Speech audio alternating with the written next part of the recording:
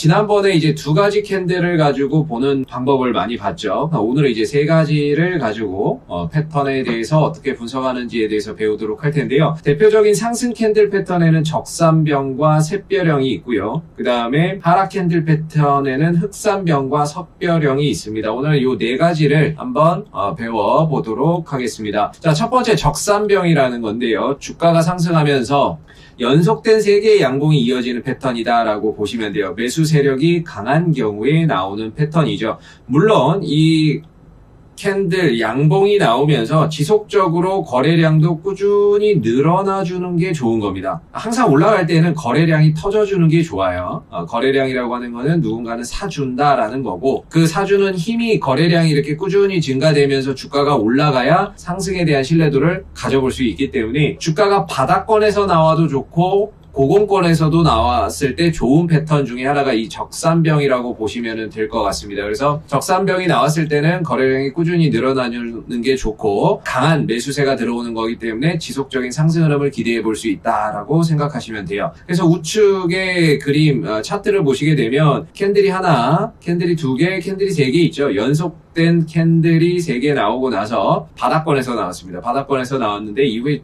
상승 흐름들을 강하게 나타내 줬죠. 그래서 매수세가 상당히 강하다. 이때도 적산병 이렇게 있죠.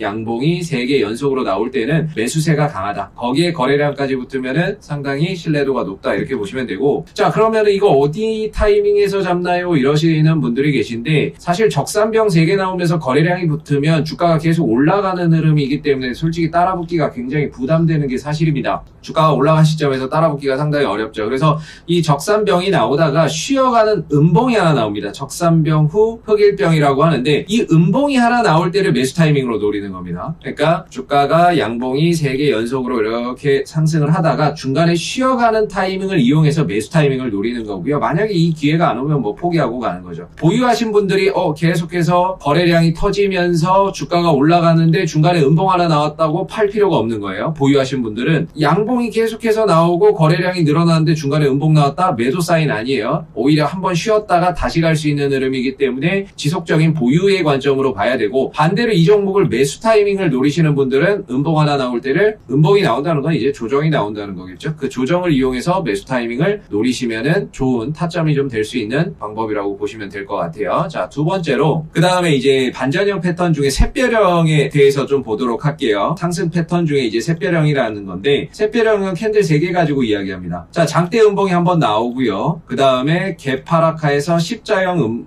양봉이 하나 출현이 되고, 그 다음에 마지막에 3일째의 장대 양봉이 나오면서 이 음봉의 절반을 돌파해서 마감이 된다면 강력한 반전형 신호로 해석해 볼 수 있습니다. 그래서 이게 바닥권에서 나왔을 때 하락, 십자형, 그 다음에 장대 양봉이 나오면서 음봉의 50%를 넘었을 때 주가는 강하게 반전을 할 수 있다라고 우리가 해석을 해볼 수 있고요. 물론 이것도 마찬가지로 거래량이 붙어야 돼요. 항상 이 양봉에서, 이 양봉 있죠? 여기에서 거래량이 쭉 붙어줘야 됩니다. 붙으면서 여기에 절반 정도, 음봉의 50%를 돌파해주면은 신뢰도가 높다. 이렇게 보시면 돼요.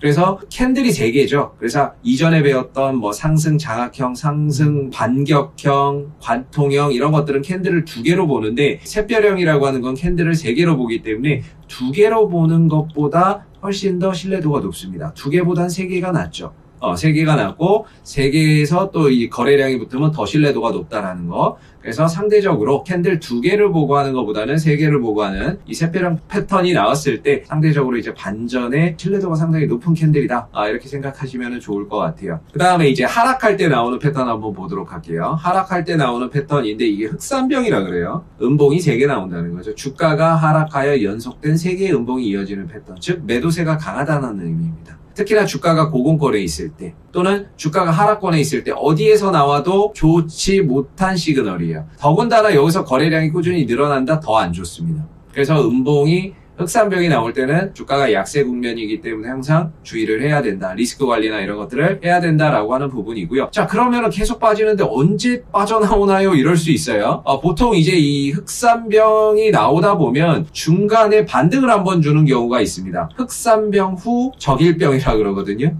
적일병이라고 그러는데 음봉이 3개 나오다가 한번 반등을 주는 타이밍이 있어요. 그때 빠져나오는 겁니다. 그때 올라온다고 해서 따라 붙는 게 아니고 그 반등을 이용해서 일단은 털고 나가는 거죠. 리스크 관리를 하는 거죠. 왜냐하면 떨어지고 또 떨어지고 또 떨어지고 나야 음봉이 3개인 걸 우리가 알 수가 있거든요. 떨어지고 나면 음봉이 3개인데 3개가 나오고 나야 아 이게 흑산병이구나 하라는 거를 우리가 그때 가야 인지를 해요. 그렇기 때문에 중간에 이제 타이밍을 잡기가 어려울 수 있어요. 그때는 내가 지나고 나니까 이게 흑산병이네? 그러면은 이제 반등을 한번 기다렸다가 양봉이 나올 때, 반등이 나올 때 그때 빠져나오는 전략이에요. 그래서 보시면은 이 옆에 캔들 차트를 좀 보시면 여기서도 마찬가지 음봉이 하나, 음봉이 2개, 음봉이 3개죠. 그리고 나서 다음날 반등이 한번 나옵니다. 그죠? 반등이 한번 쭉 나와요. 그리고 또 빠져요.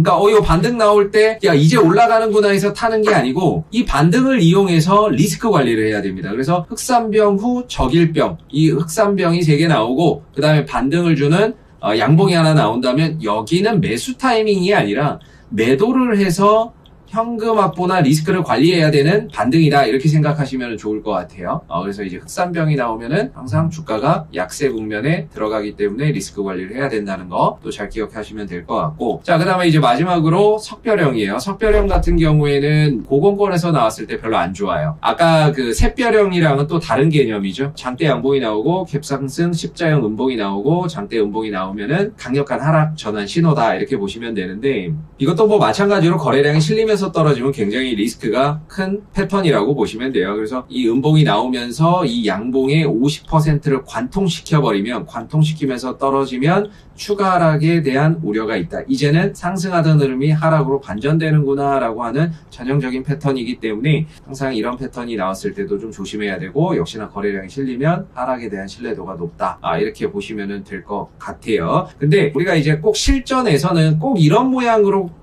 요 모양이 딱 떨어지게 나오지는 않아요. 약간씩 변형된 형태로 나옵니다. 약간씩 조금 모양새나 이런 것들이 변형된 형태로 나오기 때문에 이걸 기준으로 보되 항상 차트나 이런 것들을 많이 좀 돌려보실 필요가 있어요. 그 다음에 이제 마지막으로 보면은 오늘 했던 내용들을 싹 요약한 겁니다. 그래서 아까 보셨던 적산병, 방금 봤던 흑산병, 샛별형, 석별형에 대한 간략한 설명하고, 나왔을 때의 주가의 이 적산병이 나왔을 때, 이 패턴이 나왔을 때 어떤 구간에서 매수 타이밍을 노려야 되는지, 흑산병이 나왔을 때는 어느 구간에서 매도 타이밍을 잡아야 되는지, 샛별형이 나왔을 때는 보유를 해야 되는지 매도를 해야 되는지, 당연히 샛별형이 나오면은 보유를 해야 되겠죠. 그 다음에 석별형이 나왔을 때는 하락의 가능성이 높기 때문에 리스크 관리를 좀 해야 된다는 거, 이런 패턴적인 부분들을 잘 한번 기억을 해 놓으셨다가 나중에 차트 보시면서 실전에서 활용을 해보시면 좋을 것 같아요. 그래서 마지막으로 이제 캔들 패턴은 2개에서 3개, 오늘 했던 거는 3개를 기준으로 했고요. 방향성을 예측하는 데 사용을 합니다. 적산병, 샛별형은 주가 하락 국면에서 발생 시 추세 전환의 지표로도 활용이 되고, 흑산병, 석별형 같은 경우에는 주가 상승 국면에서 발생 시의 추세 전환, 하락으로의 지표로도 활용이 됩니다. 그래서 캔들 패턴만 가지고는 항상 말씀드리지만 신뢰도가 좀 떨어지는 부분들이라서요. 항상 거래량하고 뭐 이런 이동평균선이나 이런 부분들하고 함께 같이 좀 체크를 하시면은 좀 더 신뢰도를 높일 수 있다라는 부분들 기억하시면 좋을 것 같습니다. 자, 오늘 강의는 여기서 마치도록 하겠습니다. 감사합니다. 네이버에서 AP투자연구소를 검색을 해주시고요. 그 다음에 웹사이트 상단에 AP투자연구소 주소가 나오죠. 클릭을 하시게 되면 홈페이지로 이동을 하십니다. 혹시 무료 추천 종목이 필요하신 분들은 누구나 보실 수 있게끔 이렇게 리딩을 하고 있습니다. 그래서 가운데 무료 추천 종목이 있죠. 클릭을 하시게 되면은요, 여기서 이제 소장님께서 매일 그날 이제 이슈가 될 만한 종목, 상승할 만한 종목들을 이렇게 무료로 추천을 드리고 있습니다. 9시가 되면 추천 종목이 나갑니다. 추천 종목에 대한 매수가, 목표가, 손절가가 함께 나가기 때문에 종목이 필요하신 분들은 홈페이지에 오셔서 많은 도움 받아가시면 좋을 것 같습니다.